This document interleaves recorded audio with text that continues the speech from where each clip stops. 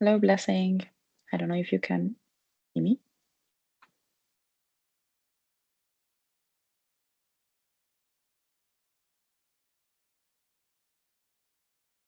Let me know if you have any issue turning on your camera or microphone. Yes. Oh, yeah. Can you Can hear you? me okay now? Yes, I cannot see you Okay. though. Okay, You now can- yes. Yeah. Okay. Perfect. Yeah. Hello, hi, how are you? I'm good. Yourself? Hi, I'm good. everyone. Okay. So I was just saying that I might leave you the floor immediately so you can introduce yourself and start the session, and we can have a Q&A session in the end so that we use our time effectively. Okay. Hi, all. My Amazing. name is Blessing Usoro. Let me know if you can hear me clearly or if you can't hear me clearly. My name is Blessing Usoro. I am a security professional. I have worked in different areas in information security, cybersecurity. My current role right now is principal information security engineer. And in the past, I have worked as a information security manager. I've head up an information security department as well. I started off my career like most of you, being interested in cybersecurity or technology.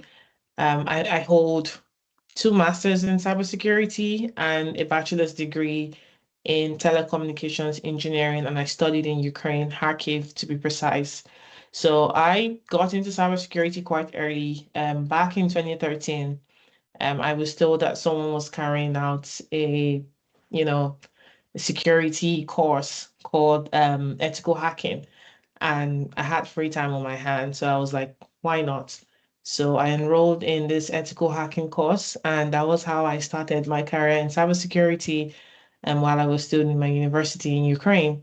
So I progressed into doing a master's. So I did a master's in information and network security engineering, and here in Ireland. I'm based in Dublin, Ireland. And after I completed my master's, I wanted to learn more about the industry.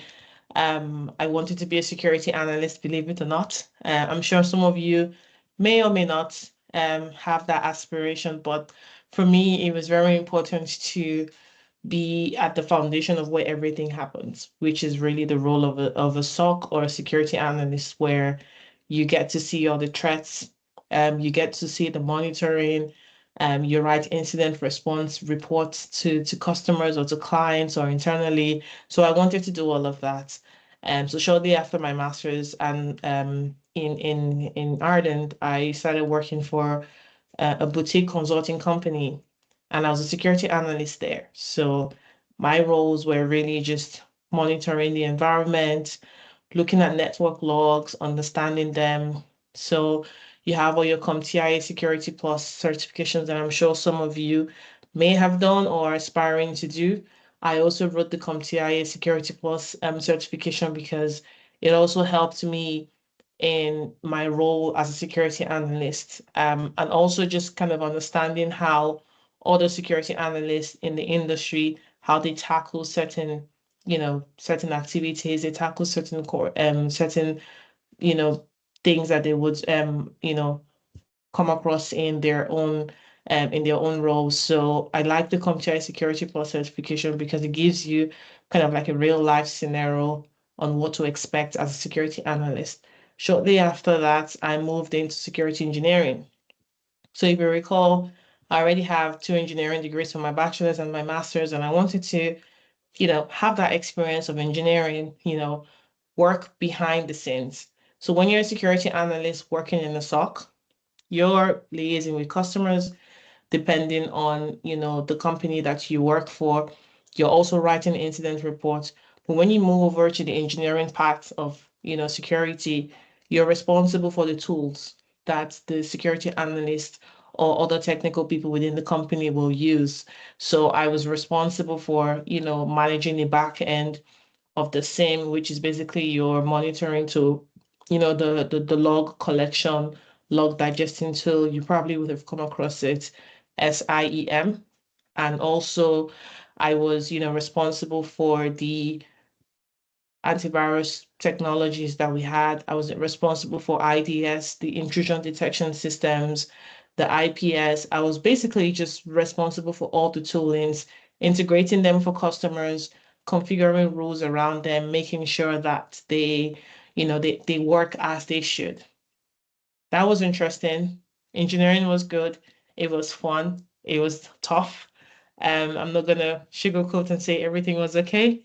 Um, it was very tough because when you're responsible for the toolings that work in a SOC, it kind of means that you don't really get off days even when you're off, also on the weekends as well. So there's a thing called on call. So depending on the number of engineers that exist within the company, you will be on call maybe once or twice in a week. So basically, if something goes down on a Saturday, you're responsible for making sure that it comes back up because you're the engineer that is on call at that time. So security engineering was interesting for me. It pushed the limits on what I knew in security because when you're a security engineer, when you're an integration security engineer where you're integrating new customers, new clients into a tool, you're you're very upfront with your customers. You have to, be good at your communication. You have to be good at your writing skills as well. It kind of grounds you as a security professional. And that was basically what I learned and what happened at my time there. And shortly after, I wanted to move into management. So again, remember I picked up security just because I had time and I gained interest in it. One of the things I enjoy about cybersecurity, InfoSec, information security is the fact that you can move around. You can do one thing today and you can be something completely different the next day. Like it's a very broad field. There is about 8 domains. You have your identity access management, you have your security engineering, you have your security operations, you have, governance, risk and compliance. So you can move around. If you start in governance, risk and compliance and you think, okay, this is too boring, this feels like law, you can move into security engineering. If you think, okay, security engineering is too difficult, I don't like Linux, I don't want to learn how to use Linux, you can move into security, operations, which is you being a security analyst. Or you can even move into incident response where you're responsible for gathering evidence of an incident that has been recorded in the company, putting together the reports, and then explaining to the client, explaining to the customer what exactly happened. So it's very broad.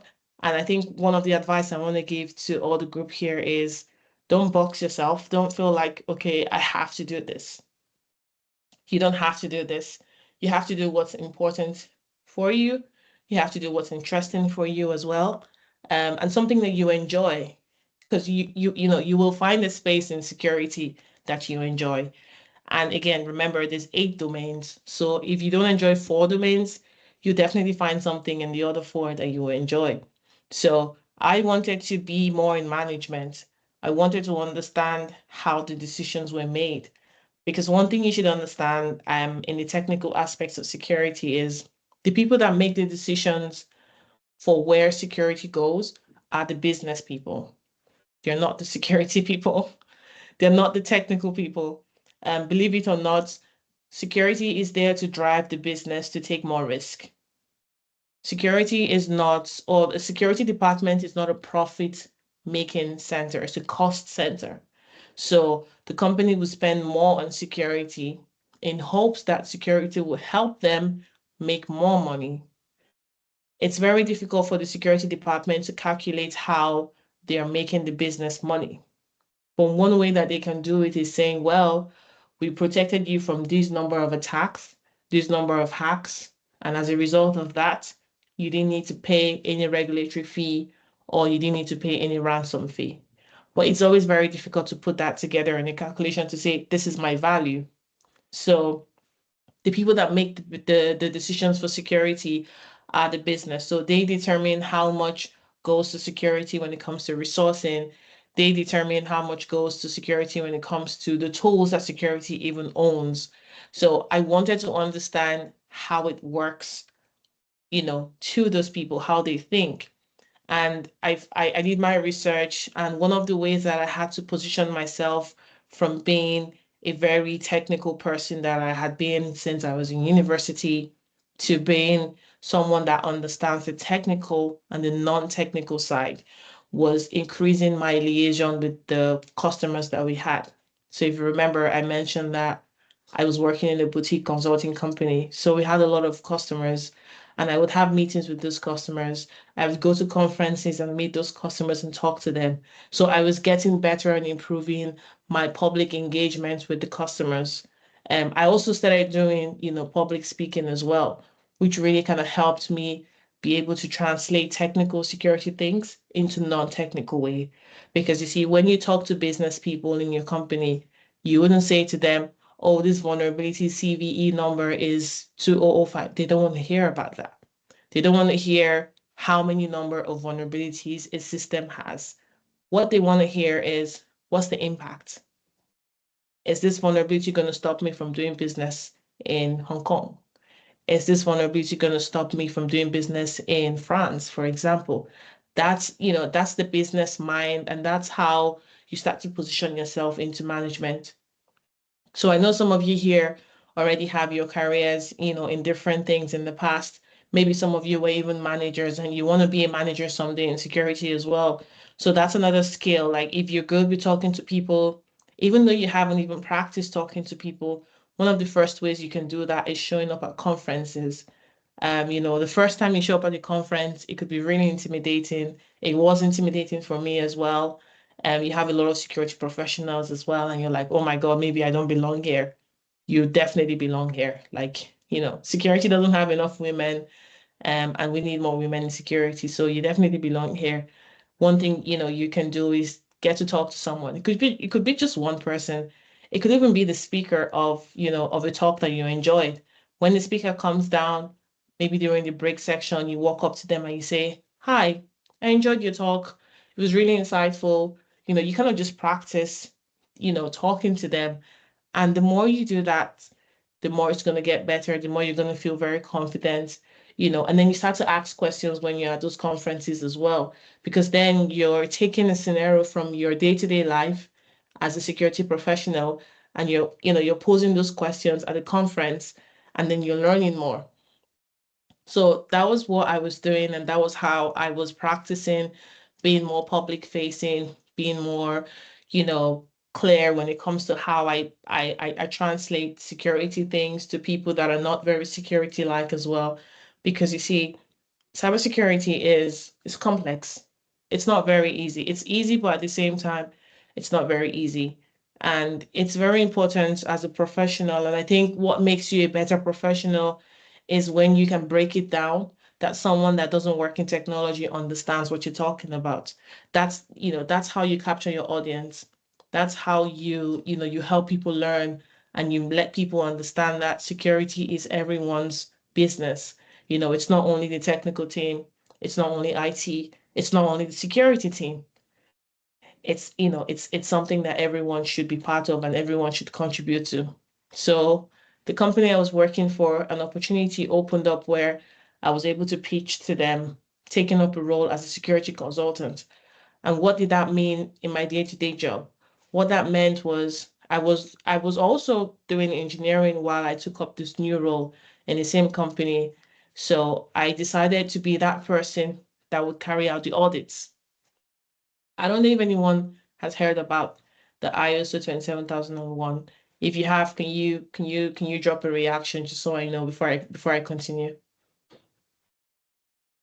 Has anyone heard about ISO 27001, the information security management systems?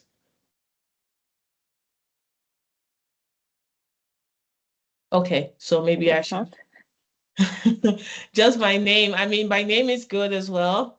My name is good. So, ISMS, Information Security Management System. Great, Dimitra. Good to hear that you know about it. So, look more into it. Look more into it. ISMS, also known as, ISMS is the general foundation name. I don't want to make a mistake here. ISO 27001 is the standards. ISMS, Information Security Management System. I hope I'm saying that right. Um, that is the foundation of the security in a company. And what does that mean? That basically means that the ISMS structure within the company defines what their policies are. It defines what their risks are. ISO 27001 is the standard and the certification. So as a company, you can have the ISMS, but you don't have the ISO 27001 certification. And that's okay. Again, everything is down to the business needs. Some companies go for the certification because they want to be able to show to their clients, their customers, and potential customers that they take security seriously. So that's why they go as far as trying to get the certification. But for some companies, they build their policy and the foundation of security on the ISMS standards. So basically, you write your access control policy. ISO 27001 standards and 1 and 2 defines how access control should be handled within the company. And you have your clear desk policy. Basically, employees should not leave passwords on the table. They shouldn't leave their laptops open. You have things like even your network, your network security policy. So what IP addresses do you want to allow in your network? What ports do you want to allow in your network? Things like that. So that's the foundation. Those are not technical things. These are, you know, kind of like a process. See them as a process, see them as a rule, or a guideline, for example. It's like, okay, how should I keep my desk clean? That's your clear desk policy. How should access be controlled? Everyone should have a badge, a lanyard. Everyone should have, biometrics to be able to open up the office or things like that. So those are like the foundation of what gets defined. And when you have that, the next step then is, okay, what tools do we need to then allow us to make sure that this policy that we have defined, that we live by it? So you see that the foundation is your policies, the foundation is your ISMS, is those standards. The foundation is not your firewall. The foundation is not your IDS, your IPS. It's not your Palo Alto, web application, firewall. It's none of that. It's those policies that you've defined. And that's where the business speaks comes in. That's where management comes in, where you're able to look at the overall, architecture of a company, look at the overall business of a company and say, okay, well, I think you would have a risk if you open a branch in China, if you're a financial company. Or I think you'd have a risk if you open, an office in Russia because of the, geopolitical war that is going on. So that's the management view that you bring when you move away from the technical bits of it. And that's where your governance comes in. That's where your risk comes in. That's where your compliance comes in. I'm sure some of you would have heard of the NIS2. I don't know if anyone is familiar with the NIS2, but you may have heard of NIS2. You may have heard of the famous GDPR with EU data. You may have heard of DORA as well. DORA is another very popular one that is also coming up into the European Union by the end of this year. I think everyone needs to be compliant by the end of this year because it's coming into regulation by next year. So that's where your compliance comes in. So you start to look at, okay, if I'm an EU company and I want to open, or the business is saying that they want to open a branch in, I don't know, Hong Kong, for example. Hong Kong is very close to China and they cannot share data with each other. Are you going to, as a business, are you going to transfer EU data to Hong Kong? No, because GDPR doesn't allow you to do that. So that's where that management comes in, where you're now directly talking to the business. Because remember, if you're a security engineer, you're behind the tools. If you're a security analyst, you're behind the tools. But when you start to move away and you start to go into your things like governance, risk, and compliance, you're directly liaising with the business. You're saying to the business, oh, I've done a risk analysis this is too risky. There's metrics for calculating risk. Within security, you have your likelihood, you have, you have I think likelihood times or versus impact. So what's the likelihood of this actually happening? What's the impact to the business? That's how you calculate risk within security, and then you present that to the business. So I was interested in that. I wanted to know the decisions that were being made at that place. So it was very important for me to move away from not just being only a security engineer, but also being a security consultant.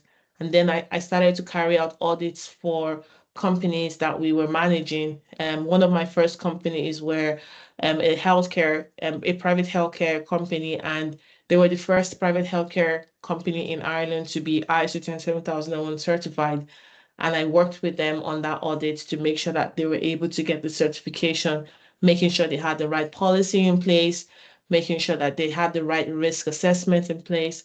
I also did a bit of risk assessment for companies, mining companies in Romania, and some other software companies as well that were handling student data.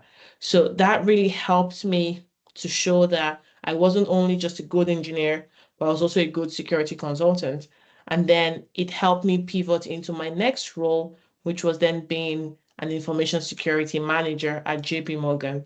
And that was all governance, risk, and compliance. There was nothing around, you know, security engineering, monitoring, incident response, things like that. I wasn't behind those tools anymore. What I was then doing was I was writing the process for those technical teams to be able to follow.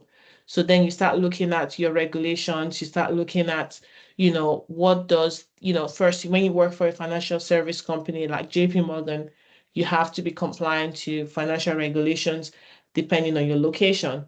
So in my own location, which is Ireland, I was looking at what the Central Bank of Ireland needed companies like JP Morgan to be compliant to. And the things that they say we needed to be compliant to, I do a gap analysis. So I look back at the documentations that we have. Do we have anything in our documentation that matches up what the Central Bank of Ireland wants us to do? If the answer is yes, we're compliant. If the answer is no, we're not compliant, which means that we need that process. We need that document. So that's an example of what you do as a technical security professional, and as a compliance or a governance or a risk, or what some people will say non-technical security professional. Those are the two ways. There's also identity access management as well. Some of you may or may not have heard things like privilege access management. So I'm sure in your trainings you would have come across role-based, access, or rule-based access, you know, knowing or having access to tools on a need-to-know basis. So, I am currently, a security engineer. Do I need access to our firewall? No. Who says I don't need access to our firewall? The identity access management team decides that. So they give me access only based off my role and responsibilities within the company. Of course, some companies, are not aware of this. So when someone joins a technical team or security team, they give them access to everything. And that's why we have cases like breaches, like the Uber breach. We have different, breaches that have happened even for some security companies as well, is because they don't even understand role access based or access control or even identity access management as a whole. So I'm going to stop here. And I'm going to, open the floor to anyone that has any questions. I want to learn more about your journey, where you are in your training, what isn't clear to you. If you have any questions around maybe a topic that you've learned and you need more insight into it, now is your time. So I'm just going to stop talking and kind of open the floor for more interaction. Thank you, Blessing. It was super, super nice to have you back and to hear your inspiring career path again. So yes, I invite anybody who has a question to, you can do it either in the chat or you can turn on your camera, turn on your microphone only, whatever you prefer. Maybe you can raise your hands so we can get maybe an order of answer. But yes, the floor is yours. Anastasia, I see your hands up. Hello. Hi, first of all, thank you for your lecture, like webinar. It was amazingly interesting. And I wanted to ask you one thing. I was in a conference and there was a guy who is working in cybersecurity as well. And he gave the completely opposite advice to choose the career path as soon as possible. Because if you spend, for example, 3 years in compliance, for example, how he said, if you are changing the domain, basically you're making a huge step back as there are lots of untransferable skills. Okay. That's Yeah, I and now it's like really um conflicting thoughts in my head. Like now I'm to whom to listen. okay. That's a very first of all, that's a very interesting I would say comment by the speaker at the conference or maybe the person you spoke to at the conference. You know, I understand where he's coming from. I have had people, make comments about how it's been very difficult for them to either move from, being a security engineer into GRC or from GRC into, into security or technical security. And a lot of people miss the steps. If you recall what I mentioned about being a technical person, being behind the tools, maybe not even talking to customers or talking to clients, you may be like, I don't know if I can actually be very public facing. I don't know if I can actually communicate to people that are not technical. And one way to practice that is going to conference and talking to people and liaising with people and learning what people are saying. So that way, if you don't feel very confident in the company you work in, talking in your teams, which I would also say you can start talking, amongst your team, your teammates, asking questions, challenging what's been brought to you by your manager. It's a good way to kind of learn that interaction. And that way you start to feel more confident that, okay, well, if I do carry out an audit, I can present this audit to management because I've spoken to different people at the conference and they all listen to me. So you have that same mindset that I'm bringing in that. And then vice versa, people that are from the compliance side of things, people that started their careers in governance, risk, and compliance, a lot of them just make their CVs and then they start to apply for like things like security engineering, incident response, threat, without carrying out the due diligence. And what's the due diligence? You fill up the gaps that you don't have. And how you can fill up those gaps is with certifications. Because you see, working in security, it's quite unfortunate, but some hiring managers want to see that you've done the same exact thing that they're trying to hire you for.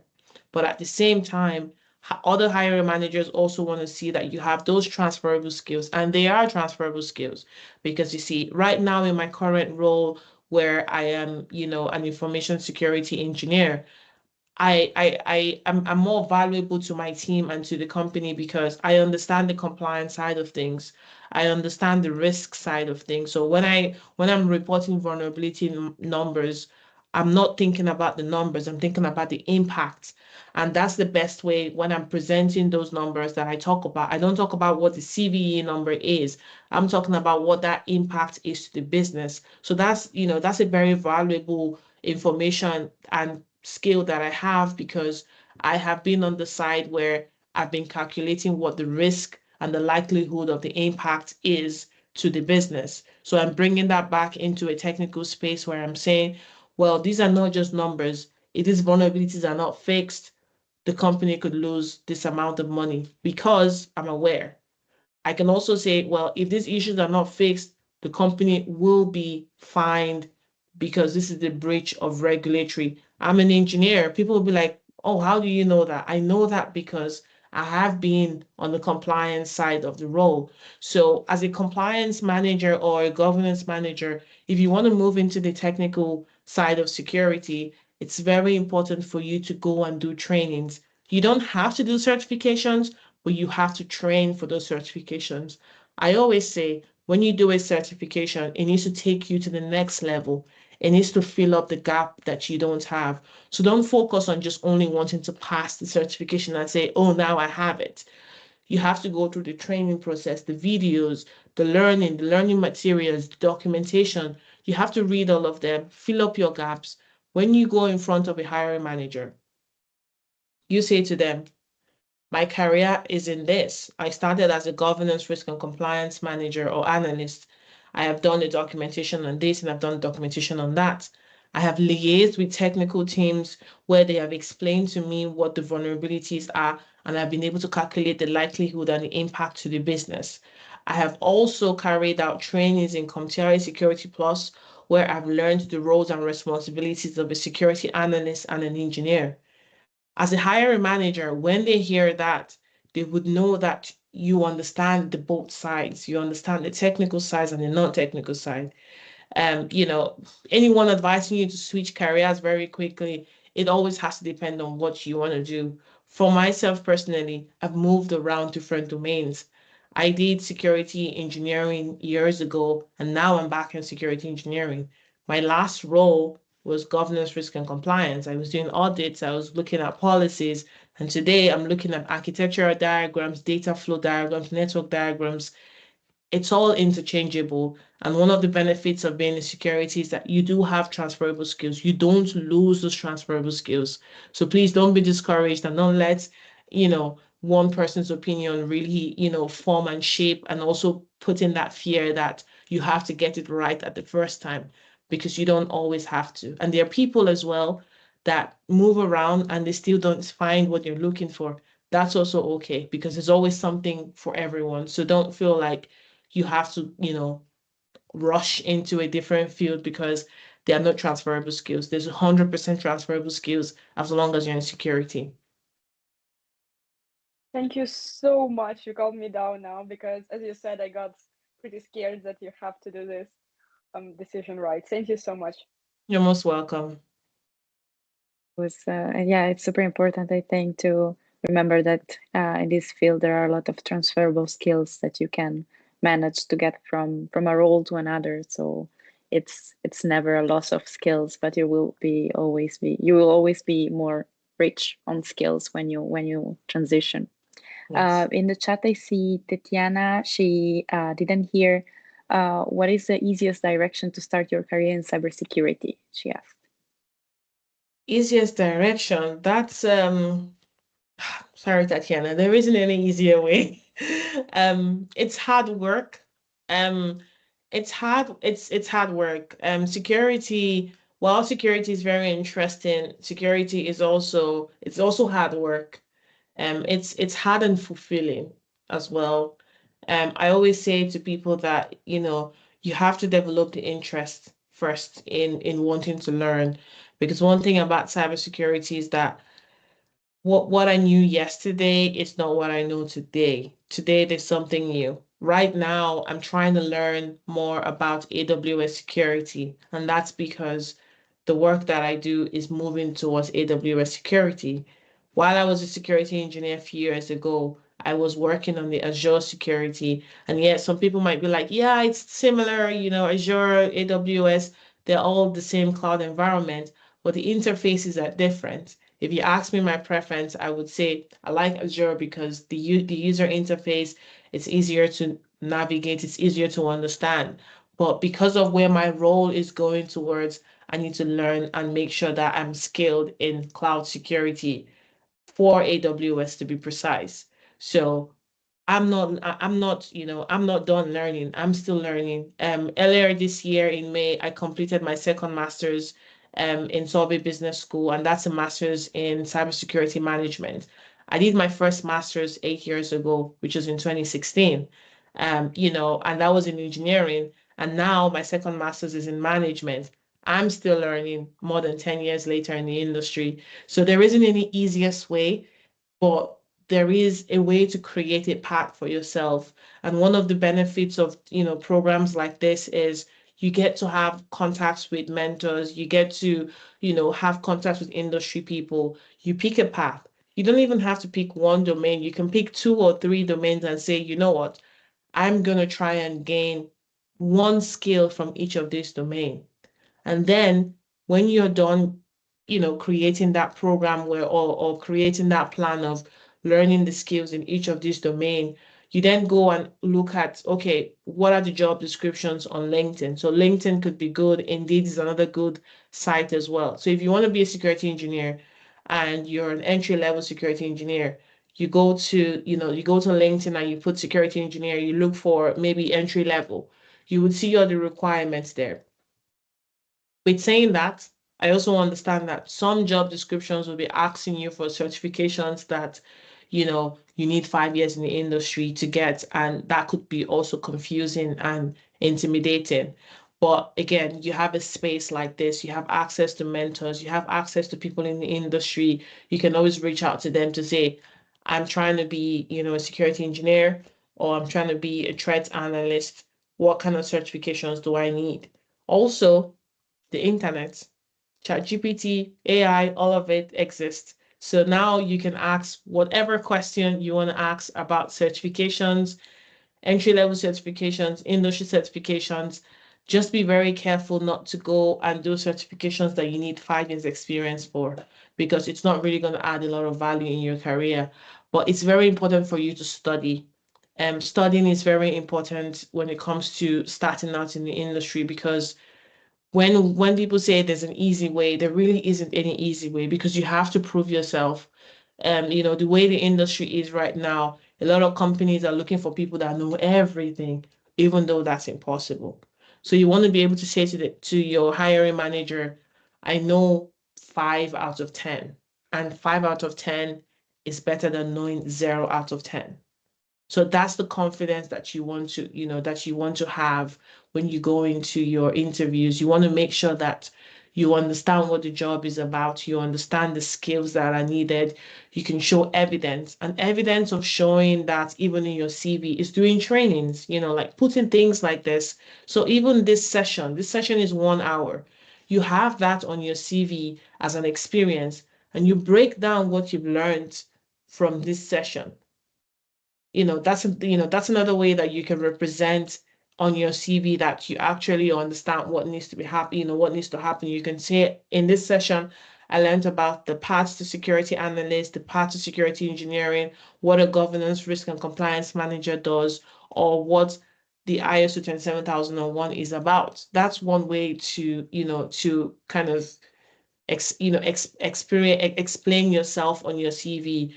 But when it comes to easy way, there's no easy way. It's just about certifications, doing the trainings, attending courses like this, and just making sure that you understand where the gap is, where you can say, okay, I may not know this right now, but because I know this, if you employ me, I will be able to learn faster because I'm a fast learner. So I hope that answers your question. Yeah, thank you. I see another two questions in the chat. So one is from Maria. Did it happen to you to collaborate with people in information security that did not have a relevant background? If I understand that question correctly, you're saying, did I have to work with people that didn't have information security background? Yes, a million times. I'll tell you that I have worked with people that didn't have, information security degrees, or, they didn't go to university for cybersecurity. I have worked with those people, and they have been great, and great in a sense because they have the interest in cybersecurity, because they have the interest in wanting to be good at their jobs. You see them taking courses. And there are a lot of free courses that you can take. You can take a course on Palo Alto Firewall. It teaches you how Palo Alto Firewall works. And a lot of companies, believe it or not, millions of companies use Palo Alto Firewall. So there's free trainings for that.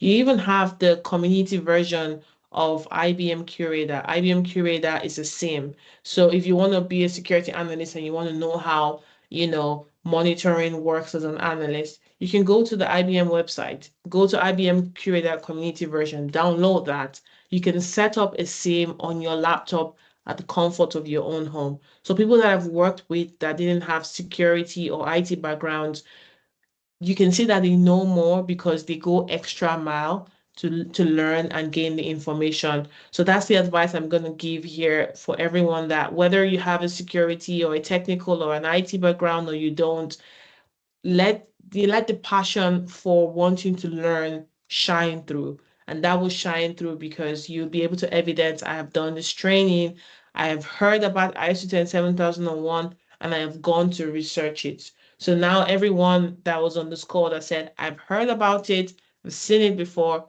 I want you to go back, learn what ISO 17001 is about, learn what ISMS is about, how does it work in a company, how can you help a company achieve, that kind of standard within their organization. Amazing. I see questions piling up in the chat. The next one is from Anastasia. What certifications are good for entry level and which are better to leave for a 5-year experience? So I will answer your question in reverse. 5-year experience certifications, for example, would be the popular CISSP. In right now in your career, stay away from it. That's 5 years. It's good and beneficial for you when you've reached that 5-year mark, and it's a good certification for you to kind of evidence that you're ready for more senior level positions. There is another one by ISACA, which is the CISM, which is the Chief Information Security Manager. Again, that requires you to have 5 years experience. There is another one called I think it's the Certified Information Systems Auditor. That is also from ISACA as well. That is if you want to go towards the auditor route, it's 5 years as well.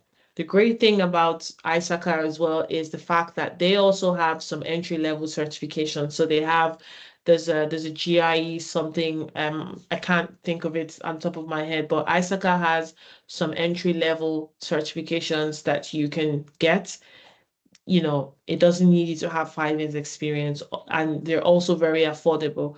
Because you see, when you look at those job descriptions that requires you to have CISSP, SIPS and CISM and CISA, all those certifications, they cost a lot of money if you go research them. The certifications on their own cost about 500 and something euros, and that doesn't include the study material. So you would be spending a minimum of about maybe 800, 900 if you want to, get the materials and pay for the voucher for the certifications. So look at those smaller ones. The smaller ones like Comterra Security Plus. I can also send the list as well to you, Margarita, and just so that you can share with the rest of the group. There are smaller Absolutely. certifications. There's also certifications from companies like Proofpoint around email security. There are certifications from Trend Micro, some of these technologies that exist today, loads of them. I think also even sharing the link, if you recall, I had shared the link in the first session for my website where I listed out some of the trainings that they could do. So there's a long list of certifications that you can do there. Some of them are free, some of them cost maybe 100 euros. Also, the ISC2 Square or ISC, yeah, so let's call them ISC2, the same certifying body for CISSP. They also have the introduction to cybersecurity. If you haven't done the exam, please do it. I don't know if it's still free, but I think they still have it right now. It may either cost under 100 euros or it's free. It's introduction to cybersecurity. It's a very good certification. A lot of people that have recommended the certification have come back to say it's good, it's insightful. So it would be another good one for you to have on your CV because they try to make it free because they want to bring a lot of people into cybersecurity. So very important. Look at the introduction to cybersecurity by ISC2 certifying body. Get that, get the knowledge, and it would really just help show that you have that thirst and that drive to want to be in the industry. Amazing. Yes, obviously, if you send me the list, I will share with them and I will share any other relevant link. I can share your LinkedIn profile as well, Yeah, maybe. yeah. Okay. Yes. So from Dimitra, she's asking how artificial intelligence, if it has significantly impacted your career, your team in a good or in a bad way in your career. That's a good question. Because everyone is talking about AI right now, right? So you would think that I am working with AI every day. The answer is no. In my role personally, not really. I can't, I can't speak in detail or at all about what I do in my day-to-day job because it's confidential. But what I can tell you is a lot of the security companies right now are including artificial intelligence in their technology. And one of the very first to do it was IBM. While I was in the past, while I was a security analyst, IBM had the Watson, so which was their artificial intelligence technology. So Watson was supposed to help security analysts to analyze incidents better. It was supposed to, help ease the stress of, security analysts having to look through logs, but Watson would bring out all the information and, make it readable, make it easy for the security analyst to understand. So that was my earliest experience into artificial intelligence. Currently, right now, some of the tools that we use, of course, in the industry, because of the speed and the growth of artificial intelligence in the last, one could say 18 months, a lot of companies have included that capability into their toolings where if it's an IDS, for example, or if it's an IPS, it helps alert better. It helps to digest the information in a much more readable format for the security professionals to understand what exactly they're looking at. So, I guess that's one of the ways that I can say that I have come across artificial intelligence, but is it making a huge change or a huge difference in terms of how I work or how I operate? Not really, I would say. I guess it's good for the people that digest a lot of information to be able to, make life easy for them and make things readable and I would say more clear. That's very interesting because obviously in this field, one would think that AI is now in your everyday life and it changed, revolutionized your career, but it's Yeah. actually Yeah, important to no. know that it's not like that. No, I mean one thing that AI is doing, AI is making phishing a bit more difficult to detect. So AI AI and technology tools are helping, when it comes to making things clearer and easier for people that digest a lot of information, like the security analyst looking at logs. But on the other side, because of artificial intelligence now, attackers and cyber criminals are able to make emails that look very, very, very real, legitimate emails. They're able to write those emails with no spelling errors. So before, the traditional way of being able to identify a security, or a phishing email, sorry, is, the spelling. The spelling would be wrong. The grammar would be really, really messy. But now with artificial intelligence, those cyber criminals are able to write the perfect email, and those perfect emails now bypass some of the technologies that are made to capture or identify phishing emails. So that's where companies that own email security solutions are now including artificial intelligence, where if you use an artificial intelligence to write a phishing email, a security or an email security tool that has artificial intelligence capability will be able to detect that. So that's how it kind of works and comes together. Yeah, it's super interesting and good to know as well. Okay, we have space for, yeah, we have a few more minutes. Maria, do you have in mind companies that may accept entry-level candidates in information security with certification but without an experience on the field? The job offers I have been running do require a relevant background, so I wonder how one can break through this. So we will never know, if I'm being honest with you. And there isn't really a list. But one thing that you can, so let me tell you one thing that you can do. You know, let's use ChatGPT. Let's use ChatGPT and run a query on ChatGPT. The query should be, give me a list of companies that have return to work programs. That's what you should be using ChatGPT to do. I'm gonna stop talking and I'm gonna write the query in the chat box for everyone to do this.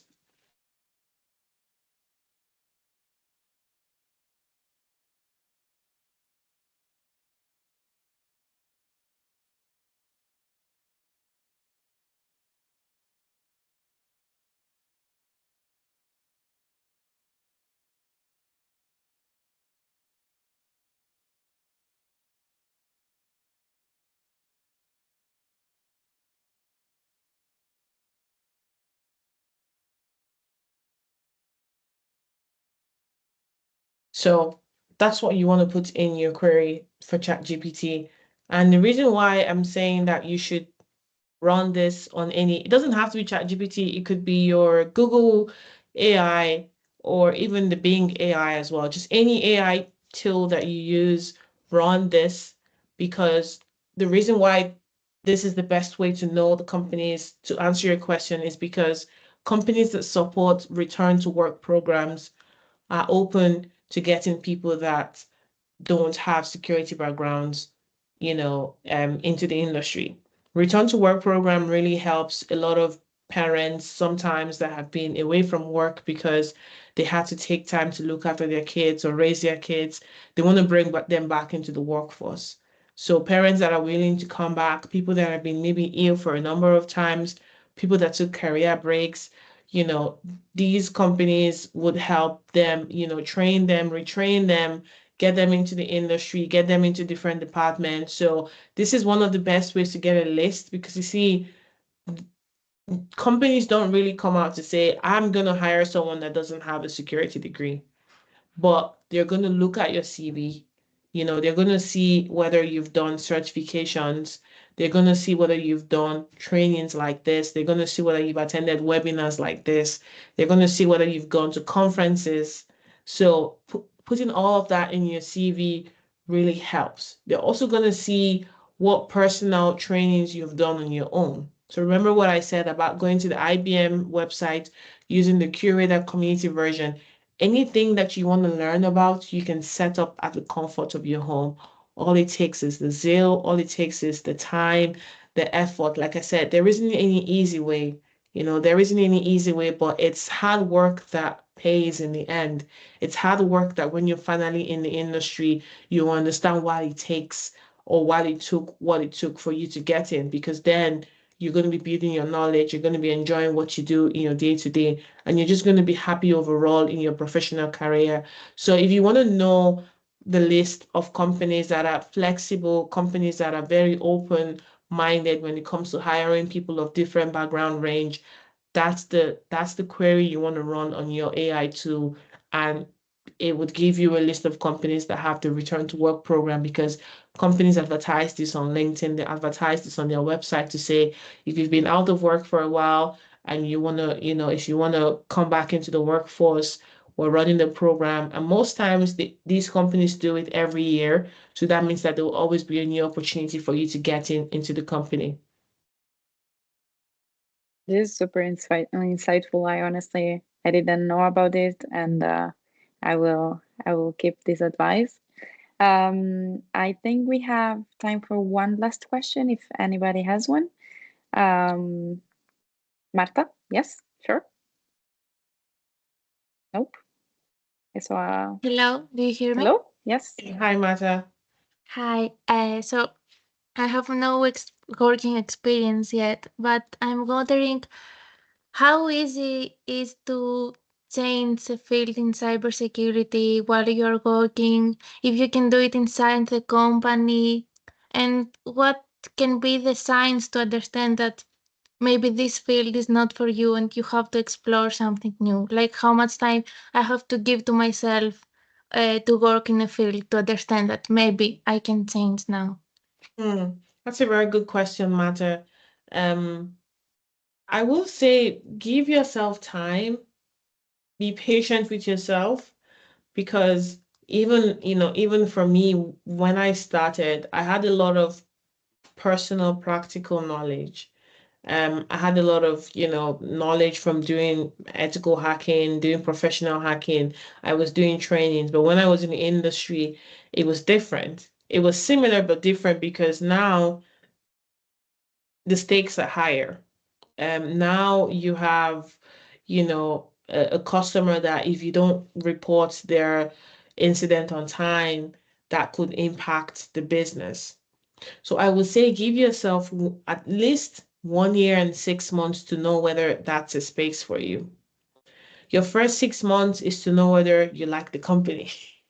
Your first 6 months, your first 6 months is really knowing about the people, building your network within the company, introducing yourself to people, just knowing about the environment. And then also, of course, learning about the job at the first time. And then your next 6 months is really then going really, really deep into, okay, what is this job about? Because when you have your first 6 months, you're still considered new in the company. People would give you maybe small tasks here and there. That's not enough time. You may also not be very busy in your first 6 months, and you'd be like, oh my God, I'm so bored. This is not what I signed up for. I thought there was going to be a lot of work here. And then your next 6 months, you are swamped with work. To give yourself grace, give yourself time.